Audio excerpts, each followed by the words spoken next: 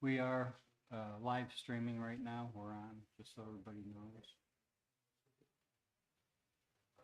You have a sound?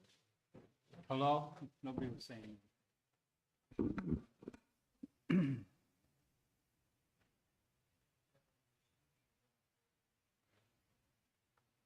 Hello, hello.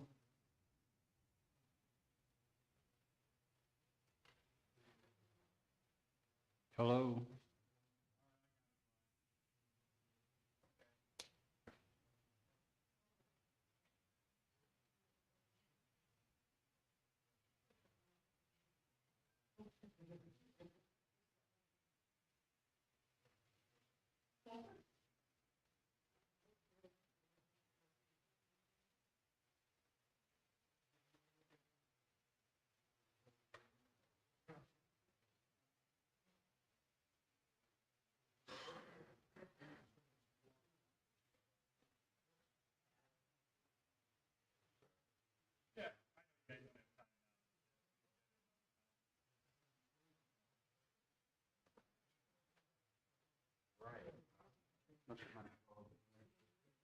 Hi. I'm going to be leaving here in just a second. I just started the stream. We're on. I have no idea. I can't swear. Happy New Year. Happy New Year to you. How's you and your family doing? Pretty good.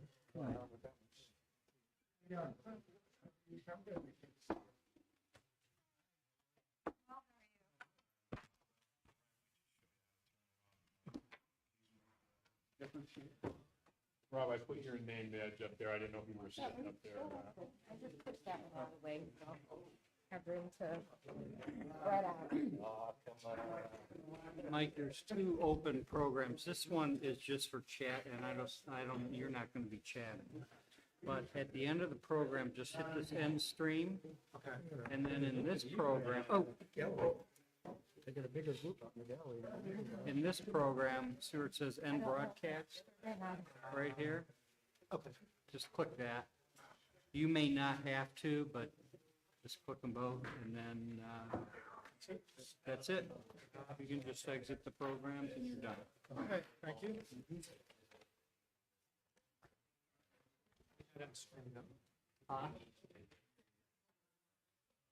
What was the end screen?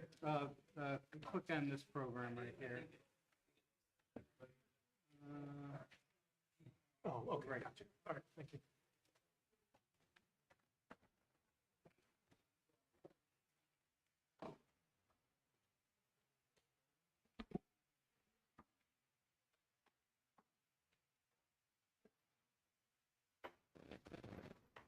Everybody ready? This meeting of the Walton Hills Zoning Board of Appeals will come to order. It is now 6:06. All members of the Board of Zoning Appeals are present. We have two hearings tonight. The first hearing we're going to handle is the DROF WH1 hearing. That hearing is for an appeal of the decision of the building inspector by Matthew Montecalvo on behalf of the property owner, DROF WH1 LLC, concerning the setback requirements related to the building at 7845 Northfield Road, permanent parcel number 794380001. The applicant has requested a variance from the requirements of the ordinance. Mr. Secretary, would you provide the history of the appeal? The history in 2022, DROF Walton Hills is affecting a split of its parcel at 7845 Northfield Road. The split is caused by the building under construction to be within the setback lines of the Walton Hills Codified Ordinance 1272-.04. On December 20th, 2022, DROF requested a variance by filling out an application with the Board of Zoning Appeals. The hearing was scheduled for Wednesday, January 25th, 2023 at Village Hall, and appropriate notices were given, and the site was visited by the members of the Board of Zoning Appeals. Thank you. Mr. Secretary, would you please read the ordinance in question? The ordinance in question.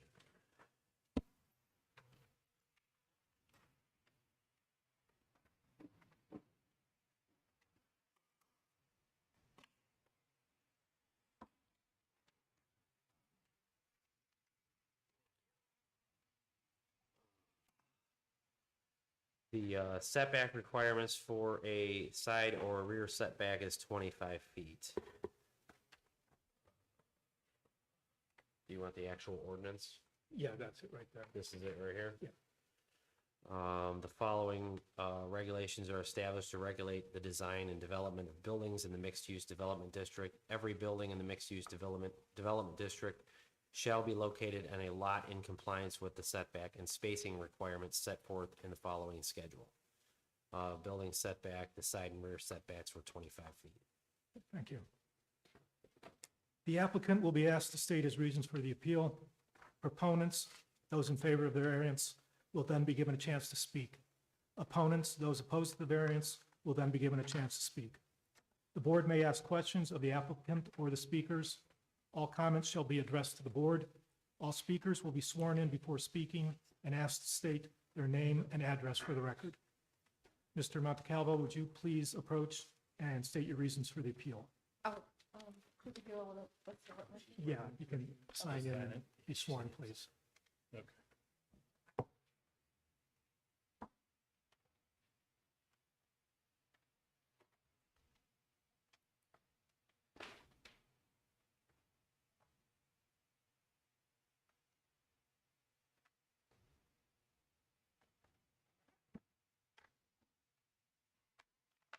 And the signatures. Just. Tricky.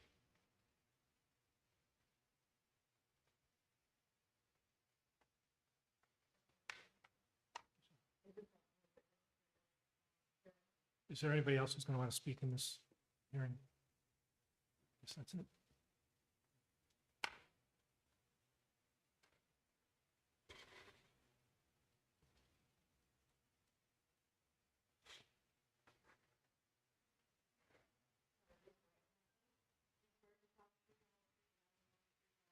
I do. Thank you. Would you please state your reasons for the variance? Certainly. So as everyone is aware, the redevelopment of the Ford site has been ongoing for some time now. We've been spending time wrecking the historic or the former Walton Hills stamping plant. As that has been going along, we've also been performing design work, permitting, and then ultimately construction of the shell of a 247,000 square foot flex industrial building. That's the building that you see going up right now at the corner of Alexander and Northfield Road. In the process of doing this, we originally started with a building design that was slightly different than what's constructed. That design involved a wider, shorter building, and as a result fit quite nicely into that northwest corner of the former Ford property. As we went through the process of evaluating the design with our architect and also with our leasing folks and those people that are responsible for looking for tenants for the building, the decision was made to change the orientation of the building such that it was a little bit narrower and longer than we had it initially. So all of the design information that was ultimately forwarded to the village for permitting is of the existing building. Now, what that's done for us, though, is it's created a situation where we now have a longer building north to south by several feet. And as we started to look at the orientation of the other infrastructure around the site, the utilities and the roadways specifically, we realized that we had a situation where when we ultimately split this building off as its own parcel, we were going to create the potential for the need for a variance, we'll say. And the rationale is we have two entrances to the site already. The village engineer and the planning commission have reviewed those entrances, and everyone agrees, us included, that they're the most appropriate ingress and egress for the site. That's an entrance on Alexander Road and entrance on Northfield Road. Modifying those would change traffic patterns, that would require changes to the intersections, things of that nature. And from a safety standpoint, we just felt it was best to maintain those entrances. So what happened then at that point is now we have two fixed elements on the site. We've got the building, which has been permitted and we've started construction, and now we have our entrances as well. And so we've gone through the process of looking at the parcelizing of the property so that we can obtain financing for the construction of the building. And where that left us was, ultimately the building wound up being less than 9 feet from the property line. We need to leave enough room for the roadway and the utilities that are going to go alongside the roadway. And then we have some small amount of space between the building and the property line at that point. So the request is to grant the variance from the 25 feet required by code to the 8.72 feet that we've shown on our plans that are part of your packet. As we've mentioned, I think in passing, and those members of the board that I've met with, we feel that this is a very reasonable request. It's adjacent to a private road as it is. And when considering adjacent buildings, to the north, we're bound by Alexander Road, so there's not going to be any additional buildings there. To the east, there is a very large parking area for tractor trailers and then actually stormwater retention. So there's no feasibility for another building anywhere close to that. And on the west is parking and then an easement for a high-pressure gas line and then Northfield Road. The only question would have been the south direction and how close an opposing building could get. And from our perspective, it's not currently feasible the way that the site lays out. It's not currently feasible to bring a building close at that point. If you imagine standing at the Northfield Road intersection there and you're staring into our site, you'll have our new building on the left, and on the right side could be a future building. That building would be located at an elevation higher than the current building. And in order to transition from the roadway up the slope and then provide 20-foot clear spacing to get emergency services around that prospective new building on your right, we'd have a tremendous amount of space there between the buildings. So it really, in our view, it sort of meets the intent of the zoning code, and that's why we were asking for relief. Okay, thank you. Any questions from the board? I just had one question. You said a tremendous space. What between the buildings, let's say from the roadway to the building to the south? Yeah. Just give us some distances if you would, please. So the distance from the building to the property line would be that 8.7 feet. So we'll say 8 feet. And then the roadway will be 40 feet wide at a minimum. And then from there, we have a slope that we have to traverse. That slope right now stands to be approximately 15 feet tall. And so it'll have to be at least 30 feet long and maybe longer than that. So now we're in somewhere around, what was that, 40, 30, 78 feet. Now you still have 20-foot clear that we've got to provide for emergency services adjacent to that building. So that's another 20 feet on top of that. So almost 100 feet. Okay, so almost 100 feet between the two buildings. Yes. And that would be about as small as we could practically make it. Ideally, there may be more depending on the type of building and where we orient things like parking and things of that nature. Okay, any more questions? Yeah, I have a question. Where is the East Ohio gas easement relative to? It runs parallel to Northfield Road, and it is 40 feet wide at that point. Okay. And then it turns. It doesn't mirror the road right of way, Okay. because that would make a 90-degree bend, and the gas line actually can't make a 90-degree bend. So there's a curve as you head north along Northfield. It curves to the right, and it is parallel to Alexander Road. at that point. And again, it's a 40-foot right-of-way, and the right-of-way abuts the easement. Okay, if you only have 9 feet, does that cut into that easement for the gas line? If we were, that's actually an excellent question. So physically, no, because we're talking about 9 feet at the south end of the building. But that is the reason why we couldn't move the building any farther north. Because moving the building farther north would mean that our construction would encroach on that easement. And we have a very old easement with some very, I would say, non-standard easement language in it. And we were advised that that was not something Dominion would let us do. Okay. One more question. You're Matt, right? Yes. The way the building that's up now, the construction that's up now, right at Alexander and Northfield, it sets high, Mhm. and there's a huge basin there coming towards the road.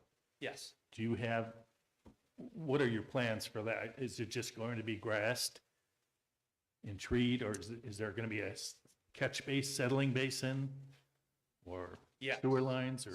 So I think what you're talking about is the distance between sort of the top of the slope Yes. where the building is Yes. and Alexander Road, Yes. right?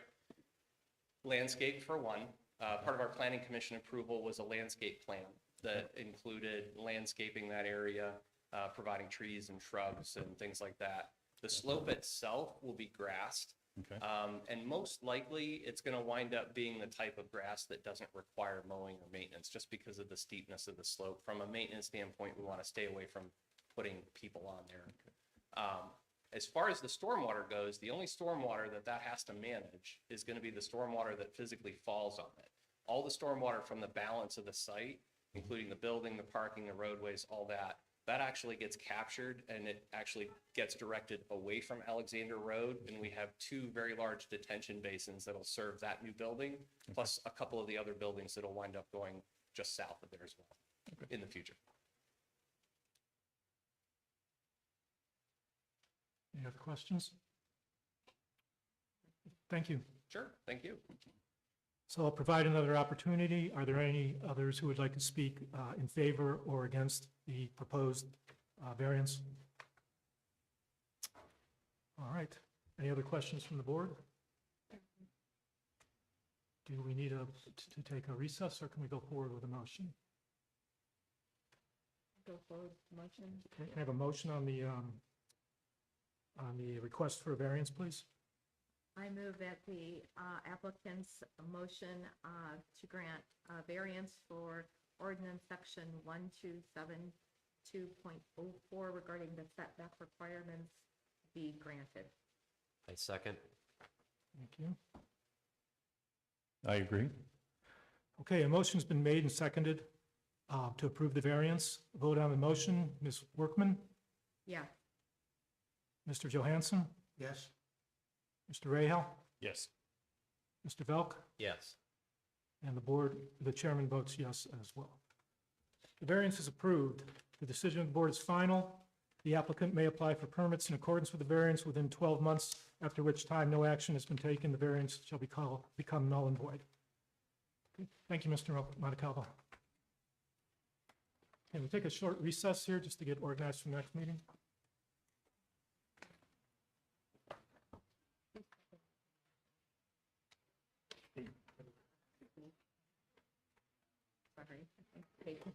Sorry.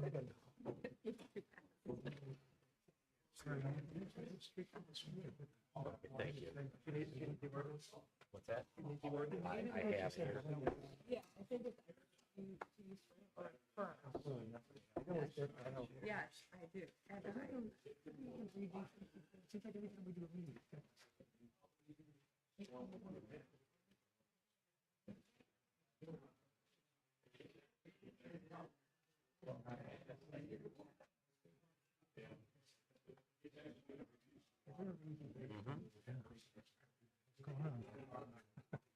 it is, if you look at the application,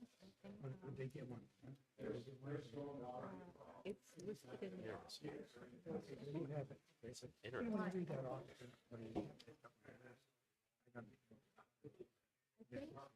I think When did when I did a packet, I put the application that they get to file for variance.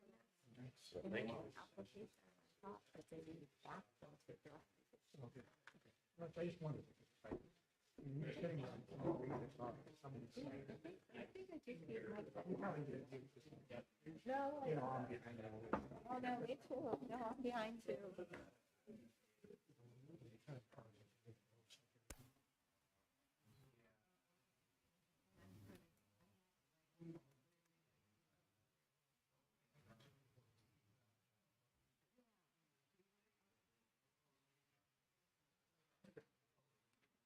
Yeah. That's it. Those are yours too.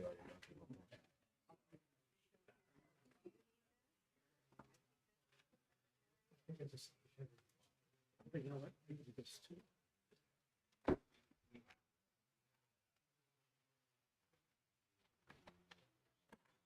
This isn't official.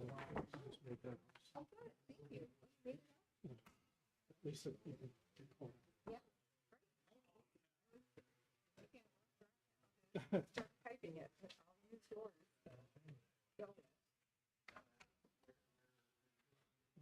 The building. Do we ask the Yeah.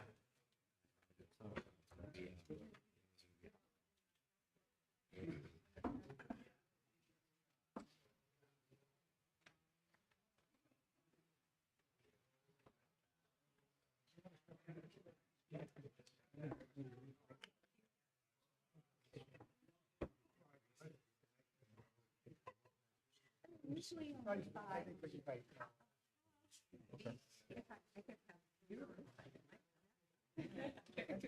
I could be surrounded by handsome men.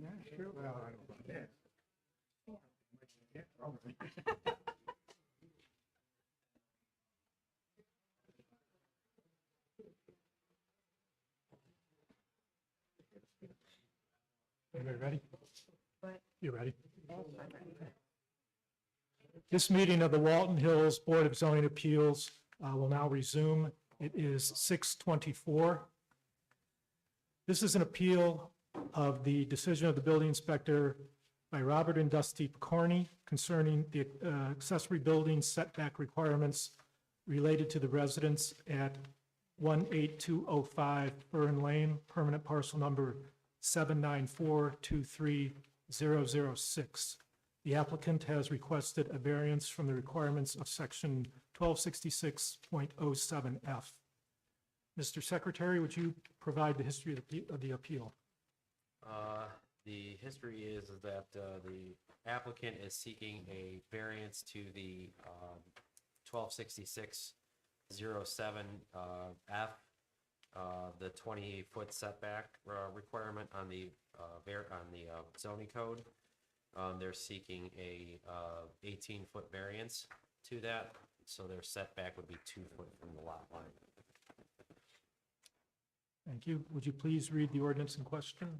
The ordinance is, the F is scheduled 1266.07 permitted accessory structures, front, side, and rear setback. That one would be the detached accessory building. The side setback is 20 feet. Thank you. The applicant will be asked to state the reasons for the appeal. Proponents, those in favor of the variance, will be given a chance to speak. Opponents, those opposed to the variance, will then be given a chance to speak. The board may ask questions of the applicant or the speakers. All comments shall be addressed to the board. All speakers will be sworn in before speaking and asked to state their name and address for the record. Mr. or Mrs. Picorni, would you please approach and state your reasons for the appeal?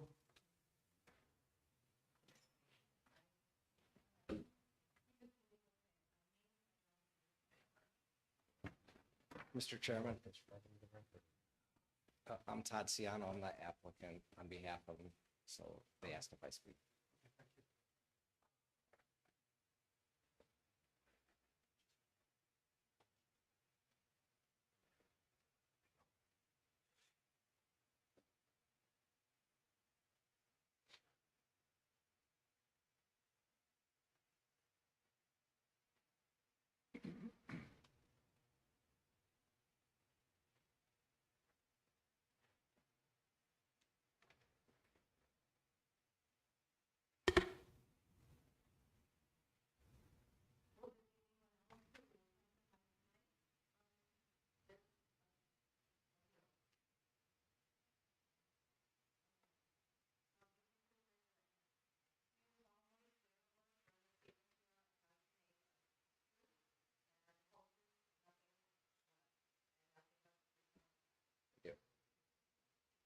Would you please state your name and address for the record? Todd Ciano, work for Donald G. Boning and Associates in Valley View, 7979 Hub Parkway, just down the street from your City Hall. On behalf of the applicant, they're seeking to build a detached garage on their property, which is a three-car garage, two main doors, and one separate door. We did a full survey of the property, including their boundary. Their existing lot is 67,500 square feet. The maximum lot coverage code requires 25% max, 15% by the principal building. So those two components they're compliant with. For lots greater than 40,000 square feet, their lot is 67,000 or 67,500. It allows for the accessory structure to be not more than 2% of the overall square footage of the lot. Their proposed structure is 1,036 square feet, which is less than the 2% of the overall lot. The reason I think this is in front of the board is the request for the side yard variance, as the zoning member noted, in accordance with 126607F. And the challenge and the hardship is really the request that we're here in front of you tonight. Questions from the board? Well, I guess I'll start. On the drawing that we have, a schematic of the site, it shows a structure with an existing attached garage. That's correct? That is correct. Is there a use for the existing garage right now? So the intent is that the existing garage can be part of an addition. They're trying to kind of capitalize on the footprint that they have. So the kind of the phase two of our approach is to square off the structure. So come down the north line of the garage, or the east line of the garage wall, and square across to the rear of the existing house and kind of enclose that into one structure. The patios? Yeah, the patio would go away, the garage would go away, and then obviously they'd have a house with no garage. So right now it's being used as what? So right now it's used as storing bikes and kids' toys. Unfortunately, I mean, you know, the house is of the age where, you know, you have a 7-foot high garage door, and the SUVs and trucks that people drive today really don't fit in those depths of those garages, and they're almost non-functional anymore. Both of them drive larger vehicles, and it's the intent of the deeper garage, just try to give some kid storage and get the trucks in and off the street. The house itself, or the lot layout, I'm not sure if the board had a chance to stop out, but it's a kind of an odd configuration in relationship to the street. So the street's on a radius, and then you take you come up about 5 vertical feet from the street to the plateau where the garage is. The challenge is the house is set kind of radial to the street, but the property line is kind of skewed, slightly offset from there. So the tricky part is making sure that there's still the movement for the car to back out of the garage and get out without having to back all the way down the driveway with that grade change. So from a surveying civil standpoint, it's a difficult kind of configuration. So we kind of took that into account when we placed the garage where we did. The other challenge with the lot is, although they have 67,000 square feet, the large chunk of it is ravine, and so the whole back falls off. And from a layout standpoint, trying to keep the garage in proximity to the house, but also not put the garage on top of the house with the addition kind of forthcoming. So that's kind of the reason for the placement, and strategically placed that I can make the radiuses work for the rear, reverse movements out of the garage.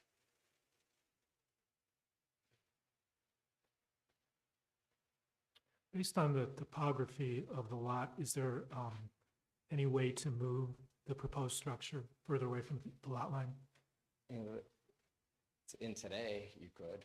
The hard part is that every foot I move to the west, I'm gonna encroach on the eve of basically the future, I guess, if you wanna call it the ridge line extended of their house. So they have a gable on the garage that's low, and then the house is a hip. And so when that house corner comes out, then future northwest corner of the house, if you move, right now we have 5.6 feet between the corner and the patio. You know, as the crow would fly straight today. So you're barely gonna be able to walk through there, let alone, so each foot I move closer, that triangle reduces that distance between the two, and that's kind of that's the restricting distance, other than, the movement to the, north with that slope. It drops off at close to a 3-to-1 slope. So from a foundation standpoint, it's just not ideal to move it farther back either. So yeah, the corner of the patio, which is really the west line of the garage extended, is 5.6 feet from that garage corner. So if you have a 1 foot overhang on the house and a 1 foot overhang on the garage, up at 8 foot, you're 3.6 feet apart. Well, if you took the proposed garage and you pivoted it right into that space where the patio is now, you're moving away from the property lines. You're giving yourself some space. You're not going to have problems with walking under it or anything. You'll have the room behind it. It may not look the best in terms of attaching it to your existing house, but it would be a practical way of accomplishing that. So I looked at it, to align it with the same configuration as the house. The issue is the small garage to the west. When you back out, you're gonna be backing out next to a wall of the house. And so you're gonna have to make that turn, and when you turn to back up, your front of your car is gonna wanna swing towards the house. So I don't know that you pick up as much as you think, only because of that movement. You know, when you'll be able to get in, no problem. When you go to back out, your front end's gonna swing forward. And that was kind of the reason to keep it square to the drive, was our thought. And I was just looking at the diagram too. I think Mr. Rochelle had a good point there. If you lined up the edge of the proposed garage with the existing house and angled it, it would move it a little bit away from the property line. And also, it looks like that there's several feet that you could move it back before it gets to the edge of the woods. And that would move it back, give you a little bit more room to pull out of the area by the house and also away from the property line. So I think there is some ability to move it back slightly. You know, the sandy, silty soils that are in Walton Hills aren't really conducive to a deep foundation that close, because, you know, when you're down, your code requires your footer to be 42 inches down for garages, which puts the distance between the bottom of the footer and the slope. You know, you really want to keep that as large as possible. So if we did rotate it, which I think might make sense, and we slid it back a little bit, isn't it gonna bring the southeast corner forward though? Well, maybe it's not a complete square then. Maybe it's more Yeah. rectangle. Have you done soil testing in that area? Is there a problem to moving it back slightly, or? I mean, sadly, this ridge line that exists, there's just, those soils in this vein on that plateau aren't great to have stuff super close to it. Maybe not today, but in their lifetime for sure. So, I mean, I think, like I said, I think there's some room to scoot it back maybe a little bit. But I don't think we pick up like tons of feet. No, but if you do that pivoting, Yeah. you're not going to be further towards the ravine than that existing proposed garage is now. You're going to be in closer to the main structure. Could you draw it for me so I could see what you're thinking? Or I can, like, we could overlay it on. Yeah.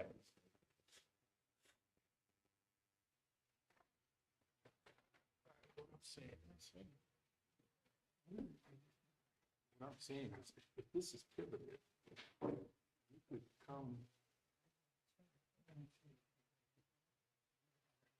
Yeah. I mean, you could even go out further. Well, I'm saying you may not have the square building, then it may be more of a, you know.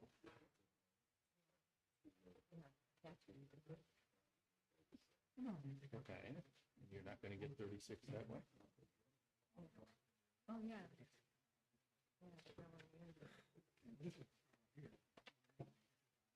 Right. I get the wide.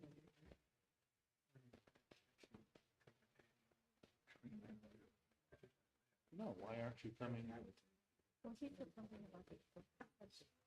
Well, I mean, if you have to sacrifice it to be able to get away from that setback, then that might be a compromise. Oh, I understand, I was just saying.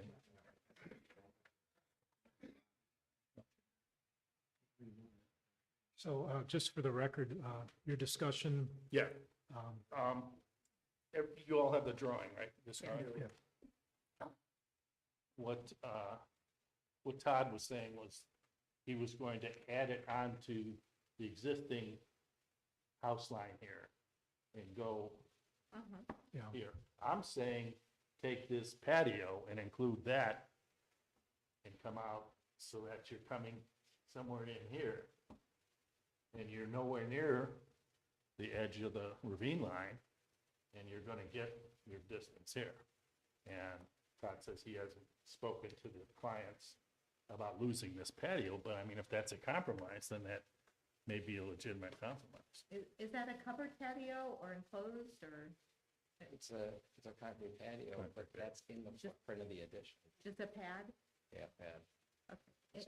It's in the footprint of the addition, so there's an addition to the house and the, Well, right, so it's hard to try to do an addition and a garage at the same time because you have nowhere to put your stuff. Right, so the idea was you build the garage, you put your stuff in the garage, and then they could kind of take the stuff out of the house so they could do the addition, and then close the two together. You know, rather than having, you know, 3 pods sitting in your driveway for, but I think, Mr. Rahal's suggestion is kind of a material change to the intent of the ask. It's probably outside of my comfort level at this time. understand. I'll just ask the question, is the possibility of a 2-car garage instead of 3-car viable?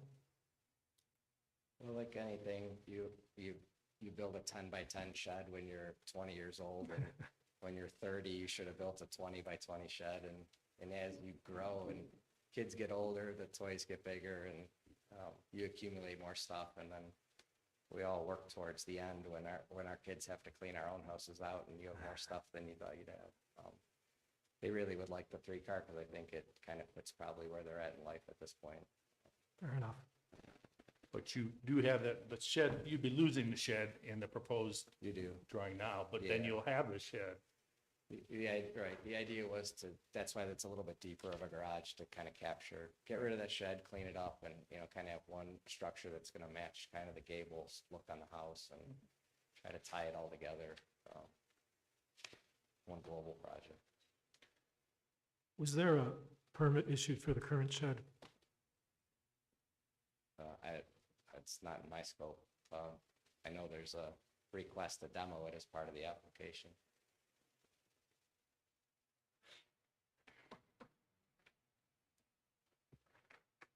Your Honor, and your Chairperson, in addition to the witnesses that were presented today, there was one neighbor who was identified and was notified of the Board of Zoning hearing on the issue of the appeal. And there was a letter that's submitted. She just requested that this be considered when the issue does come up for vote. And So I would just, for the record, indicate that we do have the letter. All the Board of Zoning members have been given it, from James and Pamela Nickman at 18341 Fern Lane. So that is submitted in addition to the witness testimony today. Thank you. Other questions from the board? Mr. Chairman, I'd just like to make a statement as far as like, it's a substantial variance, and we probably, try to get along with people and give them what they need. But it's very unlikely, I'm just saying, I don't know, but the board's gonna approve a variance that large. So, if there's a suggestion to be made as far as maybe getting rid of a small single-door garage, making the double-door garage a little bit bigger, and moving that forward a couple of feet, if they would be, open to that suggestion. Mr. Chipperson, I move to have the board recess at this time. Okay, yes, we're gonna take a short recess. Okay. Unless there's anybody else would like to speak? Okay, we're gonna take a short recess.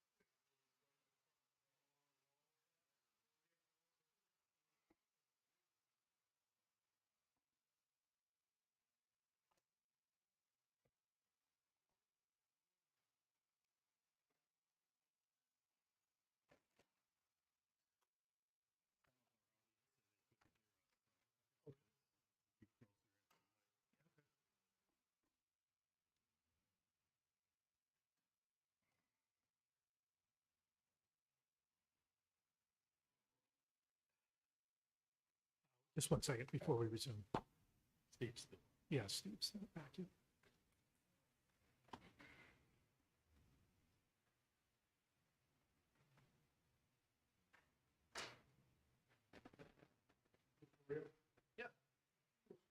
Yeah, I just told you.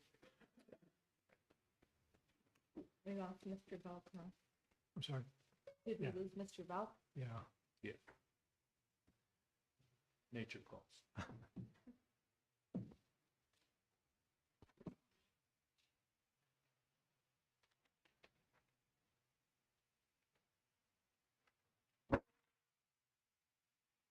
Okay, the meeting is resumed. It is 6:59.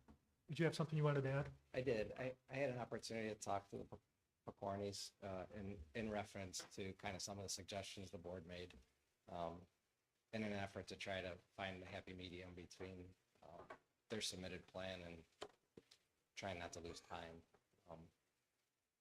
We looked at the suggestion by Mr. Rahal, and while I think it's somewhat feasible, it would take some effort and would force kind of the start of the construction of the house project to kind of get the garage built in time,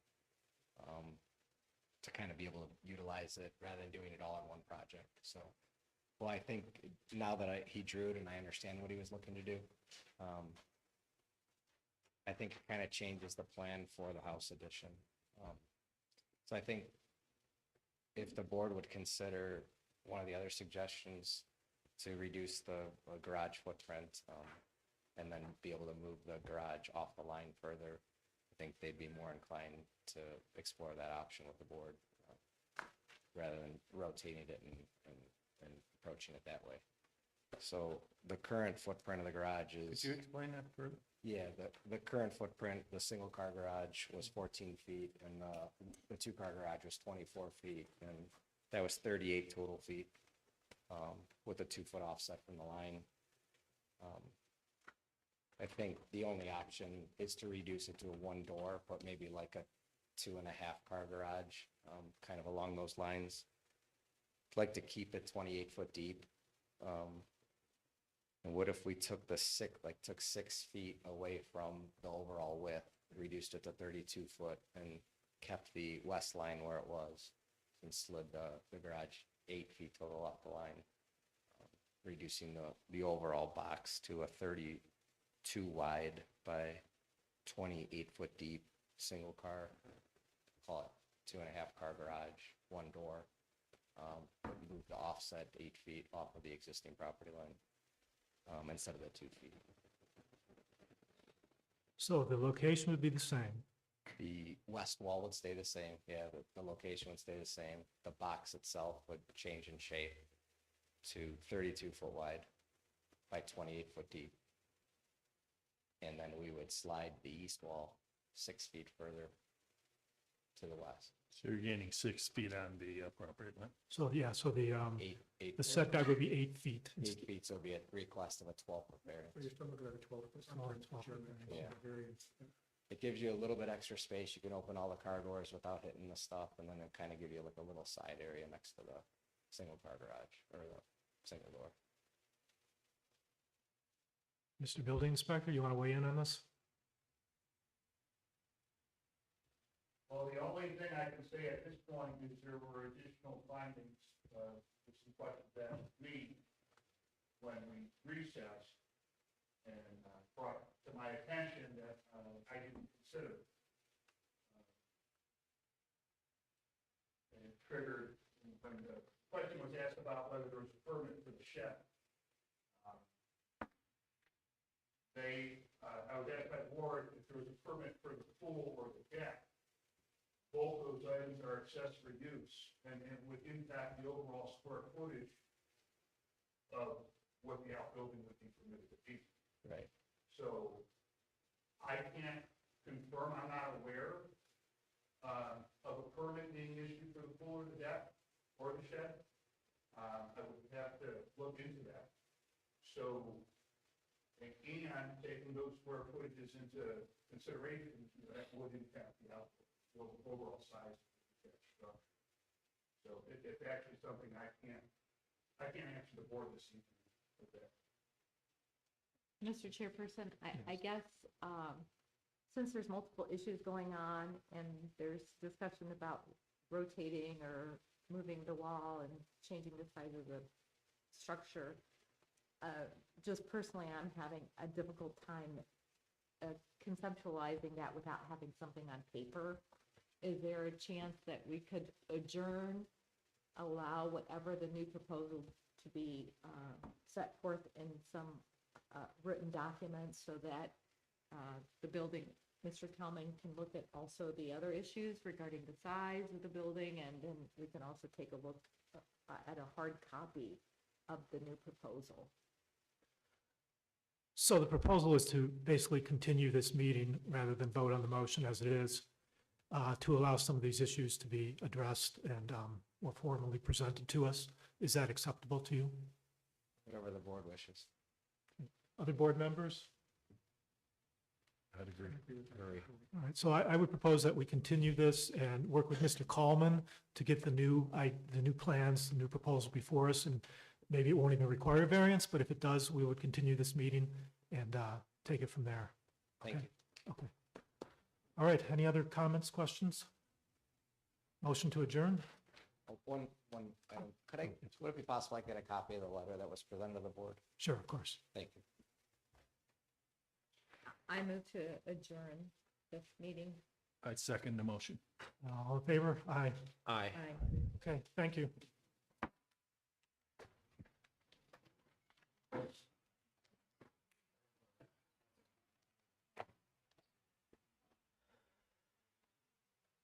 Who's giving you? Can I have the-